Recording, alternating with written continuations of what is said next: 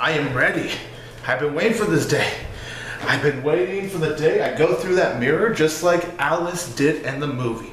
Okay, I'm ready to go to Wonderland. Take me to Wonderland, you mirror! Ah! Ow!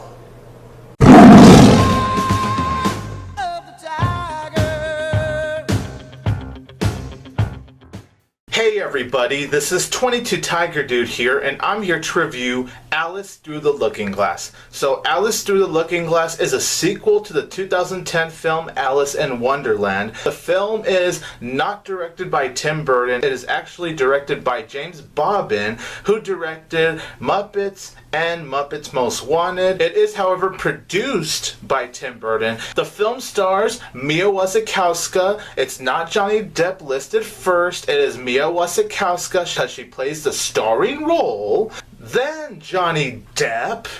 Then Helena Bonham Carter and Anne Hathaway. And Alice Through the Looking Glass is about when Alice goes back into Wonderland, when she has her own problems going in the reality, finding out immediately that the Mad Hatter has not been himself lately because of him being sad about his family. And so Alice has to go back in time to go ahead and save the Mad Hatter's family so that the Mad Hatter can be happy again instead of being depressed and being sad to the point where he gets very sick. So you guys, I'm not gonna lie to you, I actually really enjoyed Alice in Wonderland from 2010. I know that is a very, very hated film. Well, some people I know were in the meth level, but for the most part, it's basically a film that's hated on a lot. And in my opinion, I actually like that movie. I like the world of it. I love the score. I just thought it was visually very great to look at. You know, some noticeable visuals, but really overall,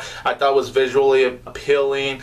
And I just like the live action world brought to life. I know I could be in the minority with that, and that's okay. I just personally had a lot of fun with the 2010 film. And with Alice Through the Looking Glass, I'm not gonna lie, because I liked the 2010 film, I was actually looking forward to this movie. I was just hoping to honestly have as much fun with this one as I did with the original. And after seeing Alice Through the Looking Glass, one, do I think it's as fun as the original? Do I think it's necessary? Well, let's find out. Okay, so we're going to start off with my positives. Now, definitely my positives with Alice Through the Looking Glass, starting off with Mia Wasikowska. I think she still does a great job as Alice. She is just as great in this film as she was in Alice in Wonderland. She has a lot of personality to the character. Her character is just so likable. Honestly, just as likable as Alice from the animated film. Anne Hathaway, I still thought she did a pretty good job in this film as well. Yes, she does the...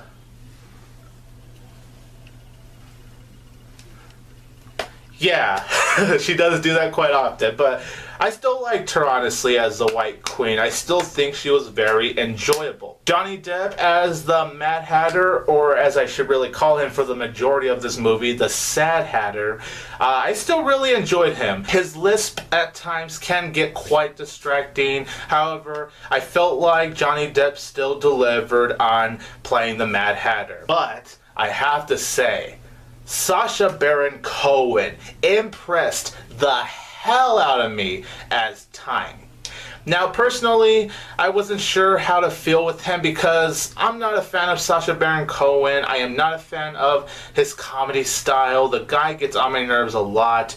So I really wasn't sure how I was going to feel about him. He was actually probably my biggest worry coming into this film, and he surprised me. Like, wow, Sacha Baron Cohen was so awesome as Time. You could tell that he was having a lot of fun on screen. He wasn't the usual over-the-top Sacha Baron Cohen. He's actually toned down to play this character. And the marketing made it seem like he was going to be the antagonist.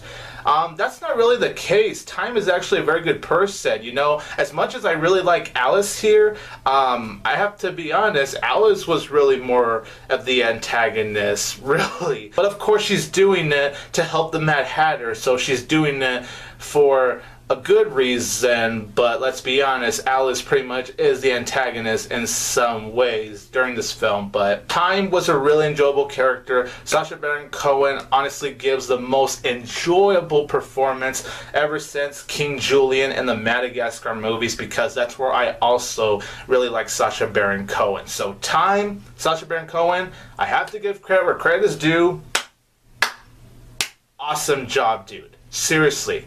Awesome job. The visuals in this film, just like in the original, it is so visually beautiful. Wow, this film is pure eye candy, especially during the time traveling scenes. Those time traveling scenes are so out of this world. Those scenes are so cool, and they are by far some of my favorite moments in Alice Through the Looking Glass. The score still sounds beautiful, just like in the original film. They do make the score from the original film sound a little bit more different, but still basically the same, and it still sounds so beautiful. And there's other soundtracks throughout this film that just flows very well. Cinematography for the film is beautiful. Honestly, it shouldn't really be a surprise for me to say that, but it is a very well shot movie. Now, like I said, James Bobbin, he directs this film, not Tim Burton.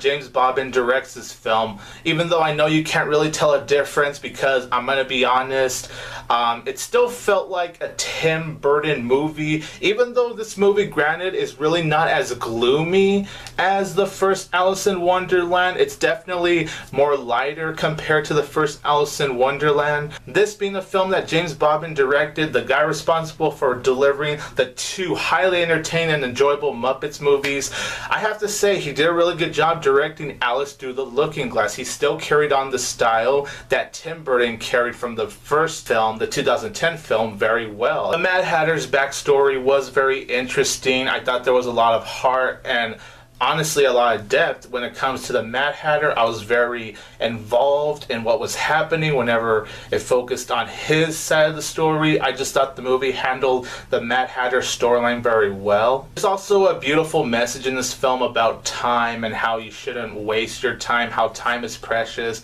and you should enjoy every moment of time. That's something I really do appreciate the film for doing. That's honestly very nice. And for the concept of the film being about, well, time, I actually thought that was very nice. And the last positive with Alice Through the Looking Glass that I do have personally is the climax. I thought the climax was a lot of fun. It was very exciting. It was very thrilling.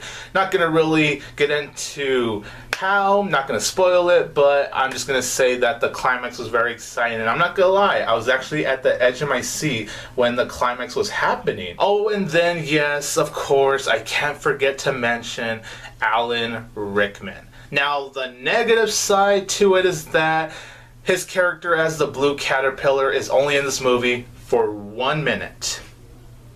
Yep, Alan Rickman's last movie, and he's only in this film for 1 minute, which is a bummer. However, for the 1 minute of screen time Alan Rickman had voicing the caterpillar, he still did a very nice job. And the film does dedicate him in the end credits, which I really appreciate. But now my negatives with Alice Through the Looking Glass is the Red Queen. Helena Bonham Carter as the Red Queen was very over the top in this film. And she was actually one of my problems with the first film. I thought she was over the top, but man, compared to the second film, she wasn't anywhere near as over the top compared to Alice Through the Looking Glass. She was just so cringeworthy, and I know that's the script telling her to act that way, especially with the makeup or the CGI head and all that.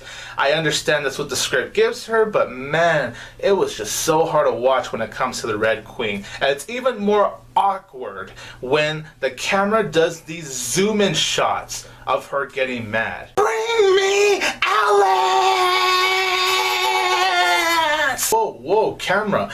Back the hell away from her, like goodness gracious. And the backstory of the Red Queen, whenever the movie got to her, I wasn't very invested. I was invested with the Mad Hatter's backstory, but the Red Queen's backstory, Yeah, I did not think that was very interesting. In fact, whenever the movie focused on her, honestly, I was rather bored. And it tries to do something where you feel bad for her, but honestly, when you watch the backstory, how she even gets the bump, it happens for such a dumb reason. I did not buy into the Red Queen's backstory, and it does explain why she has a conflict with the White Queen, which is also so stupid. If you've seen the film, you know why I think it's stupid. And it just wasn't necessary. The movie does go all over the place that it's kind of hard to concentrate on one thing in the film sometimes. One moment you're focusing on the Mad Hatter, then you're focusing on the Red Queen and the White Queen side of the story, then you have Time who's trying to look for Alice, and you have all these things just going on in this film that's hard to really concentrate in this film because there's so many things just happening at once that the film does come off as being a little messy. Also, the movie does have me going really when it comes to certain decisions it makes in terms of like the time traveling plot and just certain things that happen, like how the Mad Hatter wasn't sick anymore. I'm not kidding you guys. All it took for the Mad Hatter to not be sick anymore is just for Alice to say a certain thing. Once Alice says a certain thing to the Mad Hatter, he's all of a sudden better. Whoop-de-doo. Also, the next problem I did have with the film is that the setup did honestly feel very rushed in the beginning. Just how it's trying to set up for its main storyline did come off as rushed. It just felt like, come on, we need to hurry up, just so they don't drag it out too much. And I do understand that personally. You don't want to drag out something so you could get to the point, but it's all like, I wish the pacing for the film was slowed down a lot more in the beginning. I found this very questionable about the film.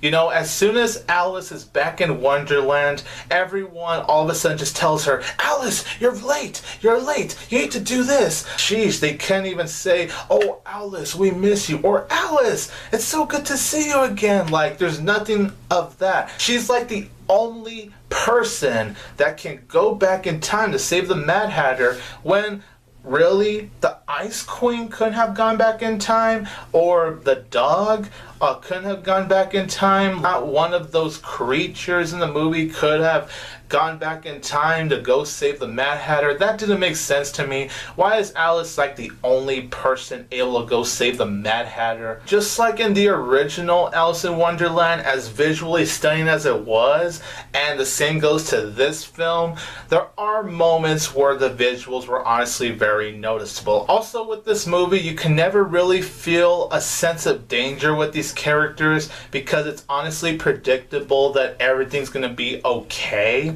Also, why is the Red Queen in this movie? I honestly didn't see any point in her being in this film, and her character really does not do anything in this film until really in the climax. Not gonna say how, but she does something in the climax that affects the whole time traveling thing. I just didn't really see the purpose. I just felt like she was just in this film just so they can give us a backstory for us to care about her, even though I personally didn't, and just so she could do her baddie stuff in the climax of the movie. The humor in this film, some parts they did get a nice little laugh out